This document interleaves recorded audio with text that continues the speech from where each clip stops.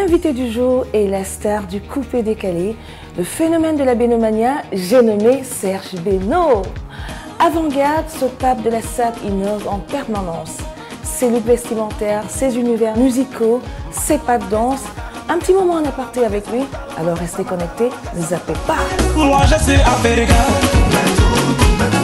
l'Afrique c'est chez moi. Hey yo, c'est la Bénomania, on parle plus trop quand tu connais, Serge Beno depuis la Côte d'Ivoire. Restez connectés sur Nash People TV, c'est maintenant, on est ensemble.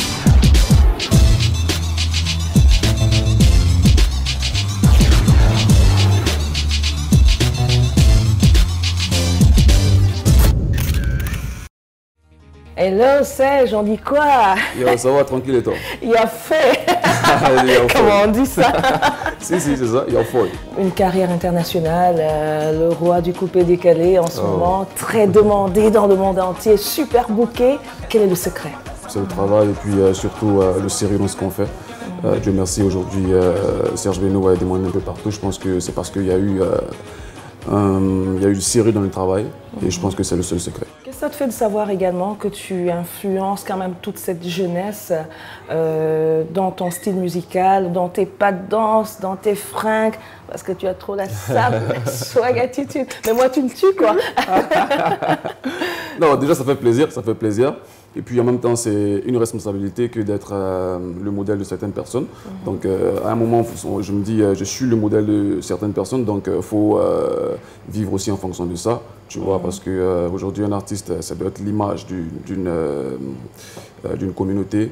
Et aujourd'hui, moi, j'essaie de faire ce que je peux pour représenter dignement mon pays et tous les jeunes qui me suivent. Tu crées énormément de pas de danse, parce que je me demandais aussi comment est-ce que tu choisis tes danseuses. C'est tout un concept, Serge Beno.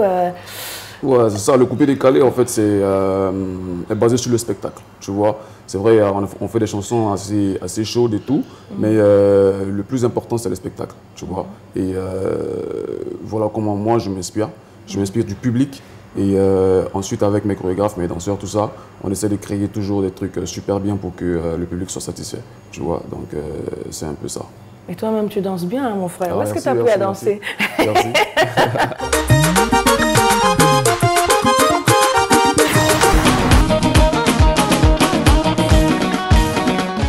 Mais sérieux, où est-ce que tu as appris à danser? Bah, je suis né avec, hein, avec mon style. Bah, c'est vrai qu'il y a certains chorégraphes qui viennent m'apprendre à danser aussi de temps en temps, tu vois. Sinon, j'ai mon style. Qu'est-ce qui a influencé le fait que tu aies envie de te danser dans le coupé décalé et pas un autre rythme? Bah, le coupé décalé, je suis né dans le coupé décalé. Hein. Enfin, je veux dire, le coupé décalé, c'est de mon époque. Moi, j'ai commencé d'abord en tant qu'arrangeur de son, en tant que beatmaker, tu vois. Donc, j'étais au studio, j'arrangeais presque tous les artistes du coupé décalé, tu vois. Et avant, je faisais le zouglou et d'autres styles musicaux, mais avec l'avènement du coupé décalé, il y a eu beaucoup d'artistes coupé décalé qui sont venus dans mon studio pour qui j'ai fait des sons. Tu vois, des artistes comme DJ Rafa, des Bordeaux et toute la clique, tu vois.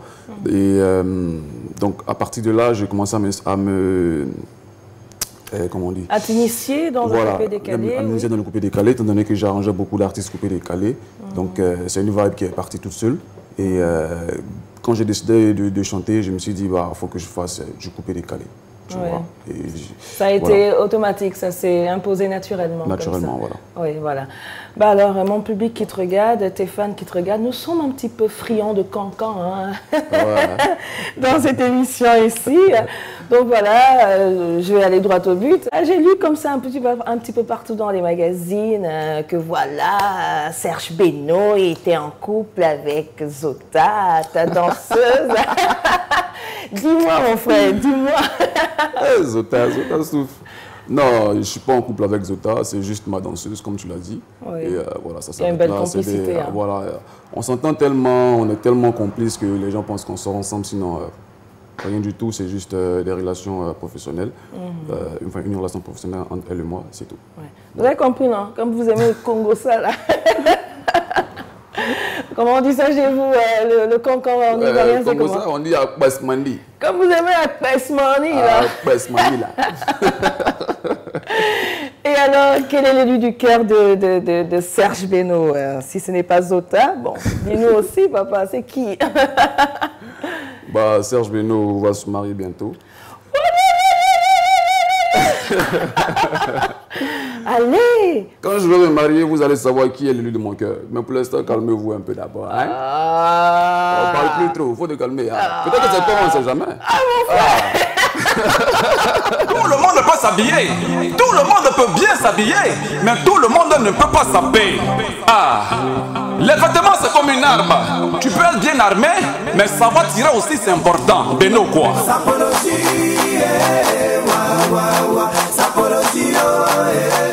Tu peux être bien sapé, les vêtements c'est une arme, mais savoir bien tirer aussi, c'est comment c'est mieux. La chanson s'appelle sapécologie, Oui.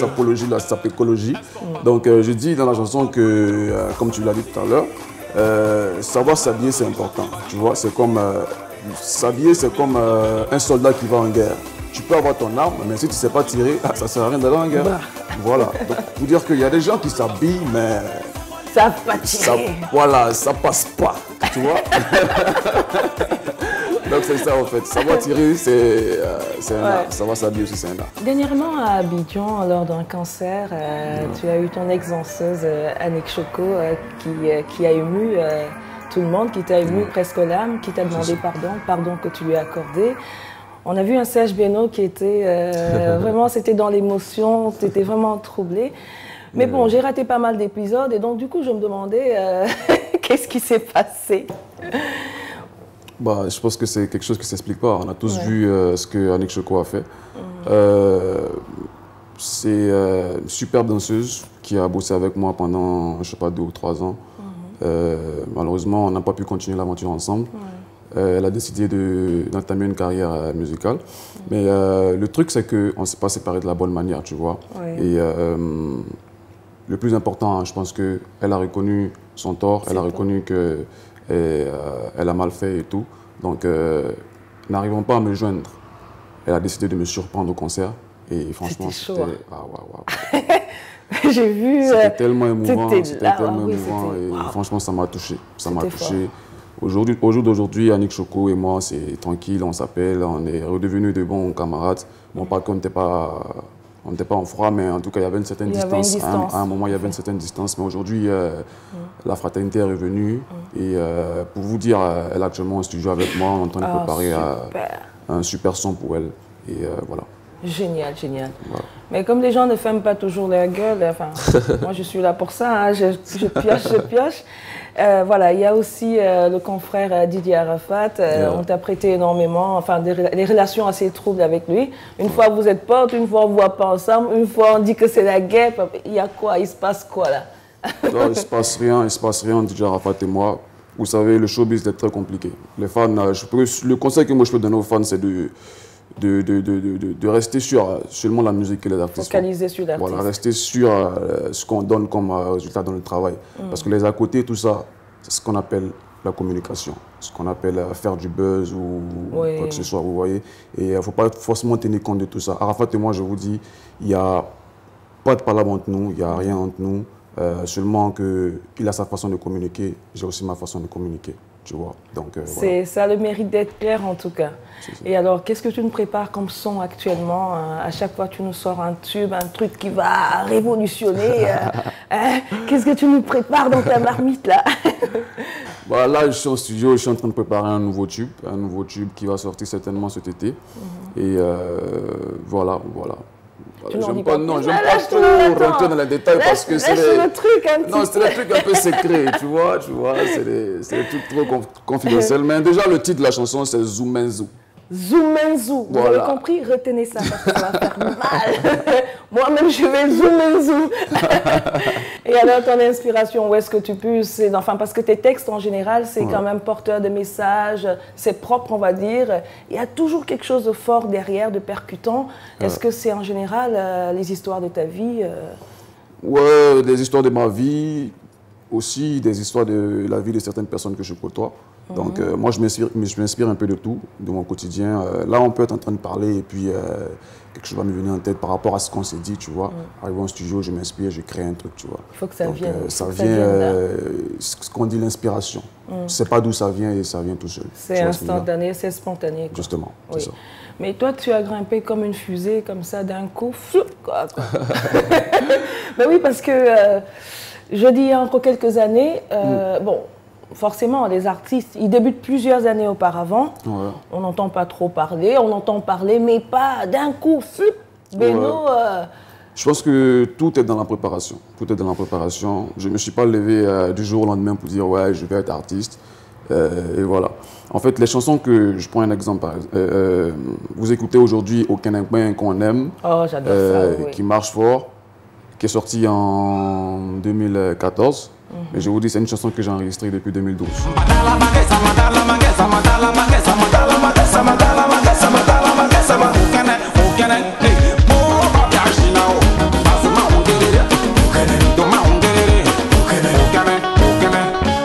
Donc, super. Voilà. C'est pour dire que Serge Beno, il travaille longtemps en avance.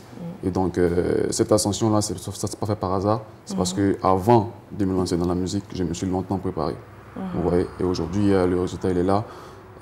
J'espère que ça va aller encore plus haut.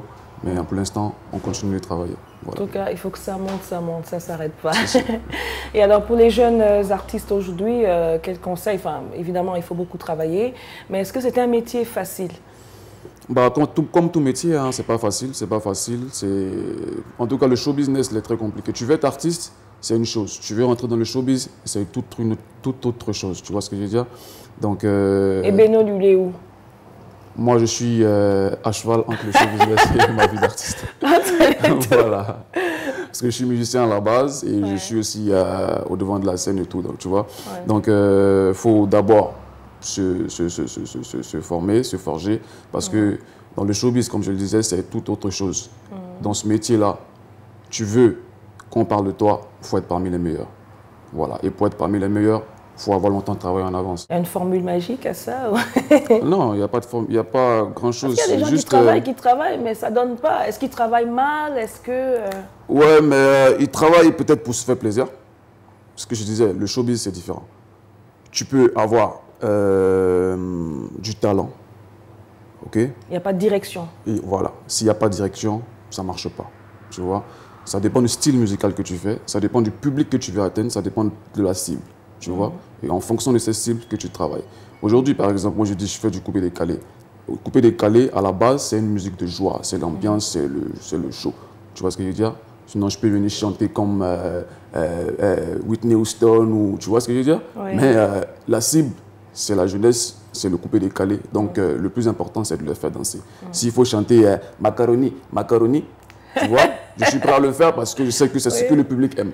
Tu vois ce que je veux dire? Oui, okay. Donc, voilà. En fait, c'est tous ces aspects-là qu'il faut vraiment étudier avant de se lancer. En dehors du coupé-décalé, est-ce que nous sommes quand même en Afrique?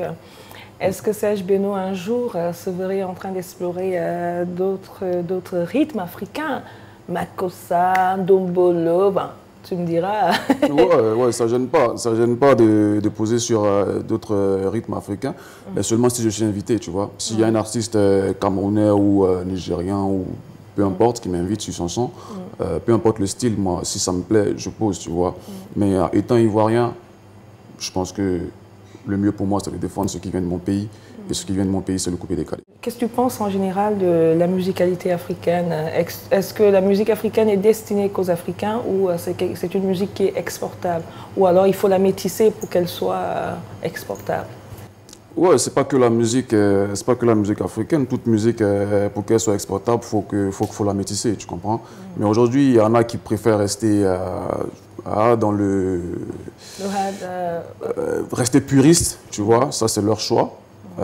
Pour nous qui faisons de la musique urbaine, on a tendance à métisser un peu la musique pour pouvoir toucher aussi d'autres publics, tu vois. Mais je pense qu'il y a beaucoup de ressources en Afrique. La musique africaine est vraiment très riche et je donne aussi aux autres artistes de pouvoir travailler hein, davantage pour créer des trucs qui peuvent s'exporter, tu vois. Aujourd'hui, je pense qu'il y a un gros public à conquérir en dehors de l'Afrique, tu vois. Aujourd'hui, moi, pour avoir un peu voyagé partout, je pense que l'Europe, l'Amérique s'inspire beaucoup de l'Afrique. Alors, je vais faire un bilan. Qu'est-ce que tu pourrais dire de Serge Beno? Si je dois faire un bilan. L'heure n'est pas au bilan, mais bon aussi. Je dirais que je suis au tout début de ma carrière. Au début de ta carrière? Ouais. Waouh, donc l'ambition est... Énorme. Il y a beaucoup de choses à venir et ça, ce n'est que le début. Je suis à l'étape 0. Waouh. Ouais. Wow. Ou c'est l'humilité ou c'est... Non, sérieux,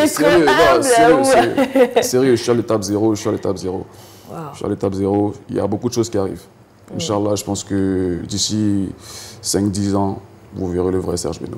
On va rester à l'écoute en tout cas, on va te suivre, on ne va pas rater une miette.